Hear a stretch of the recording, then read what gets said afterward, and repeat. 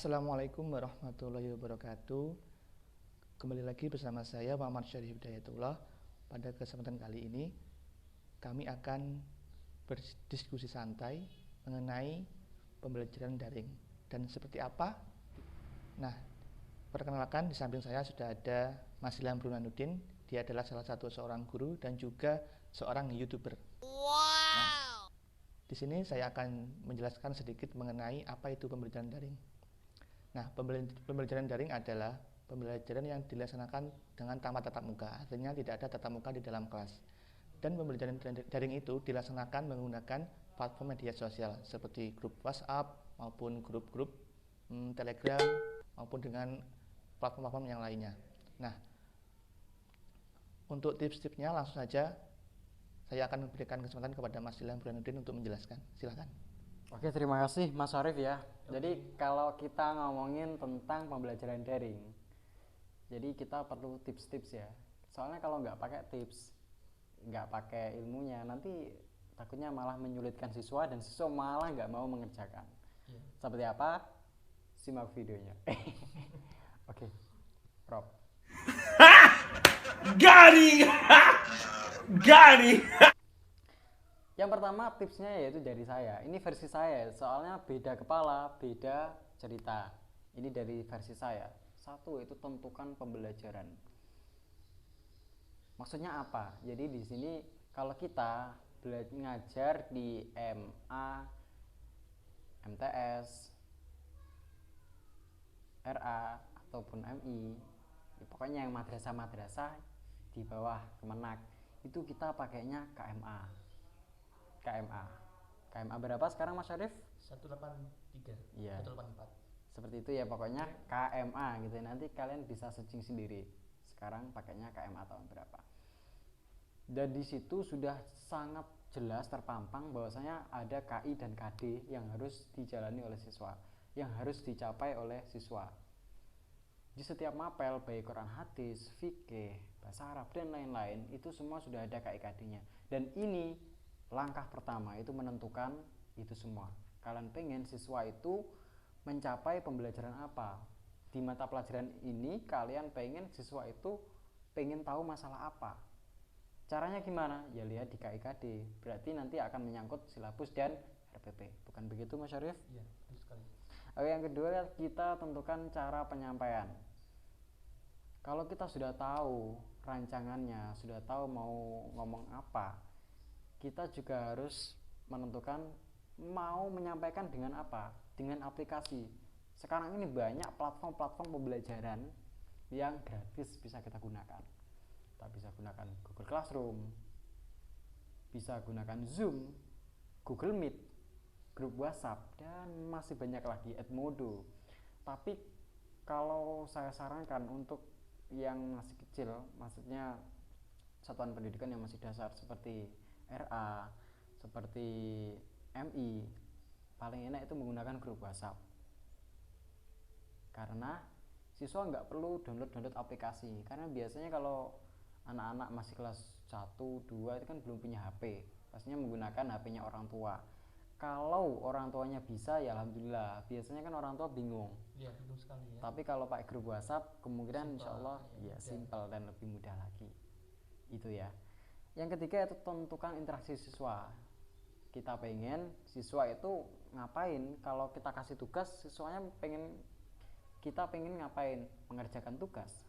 Atau kita pengen feedbacknya itu siswa membuat video atau membuat pamflet atau membuat foto atau mau menonton saja. Jadi kita buat video di depan kamera, kita menjelaskan, lalu kita pengen siswa hanya menonton saja. Itu bisa kita tentukan juga di poin ketiga tadi. Selanjutnya itu yang keempat, ini saran dari saya ya, jangan banyak tugas. Bukan begitu Mas Syarif? Iya. Kalau sampean biasanya gimana kalau dapat tugas banyak dari dosen seperti apa? Wah, kalau banyak juga pusing saya, bingung saya mau Bingung mengerjakan ya? yang mana dulu ya, seperti itu. Sama. Terlalu banyak sekali tugasnya. Jadi saya mau mengerjakan ini, kebetulan ini, jadi tambah pusing. Jadi bingung saya mau mengerjakan yang mana dulu. Nah itu. Dan belum juga nanti juga kita harus mencari materi atau belajar dulu mengenai tugas yang diberikan kepada kita. Jadi seperti itu. Apabila terlalu banyak maka kita juga bingung.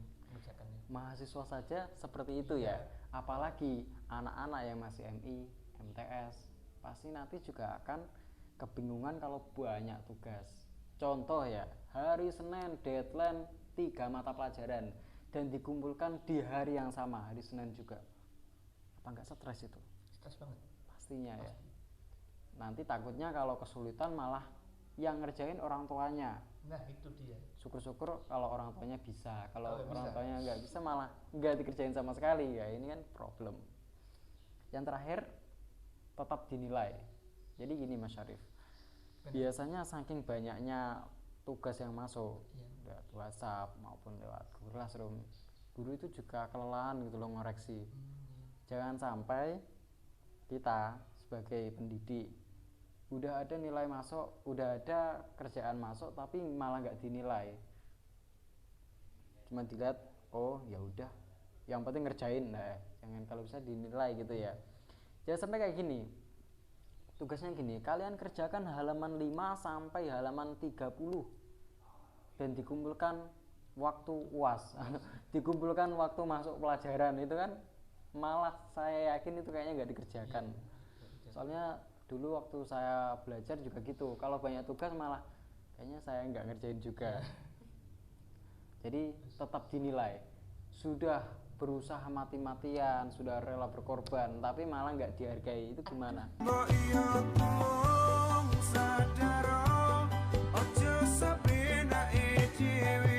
Seperti itu, sama halnya seperti itu. Kayaknya udah sampai sini tips saya sudah selesai nih kayaknya Mas Syarif. Gimana? Jadi tadi ada beberapa tips dari Mas Ilham mengenai bagaimana melaksanakan pembelajaran daring dengan efektif dan efisien. Yang pertama yaitu tentukan pembelajaran. Jadi kita sebagai guru kita harus merumuskan materi yang akan kita berikan kepada siswa.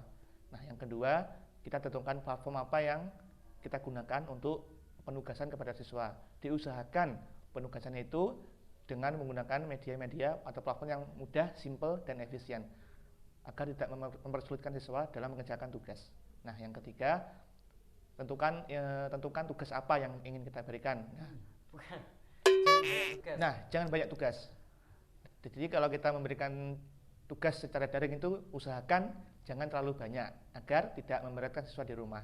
Nah, kita bayangkan apabila dalam satu hari itu ada 3 pelajaran dan itu bersamaan dikumpulkan pada waktu itu juga, jadi siswa akan mengalami pusing, dia akan stres, gitu Mas Ilham ya. Yes. Nah, mungkin itu sedikit tips dari Mas Ilham mengenai pembelajaran daring. Semoga tips ini bermanfaat bagi kita semua. Nah, cukup Mas Ilham ya? Cukup. Ya. Sekian dulu dari kami. Terima kasih. Apabila ada kurang lebihnya kami mohon maaf. Wassalamualaikum warahmatullahi wabarakatuh.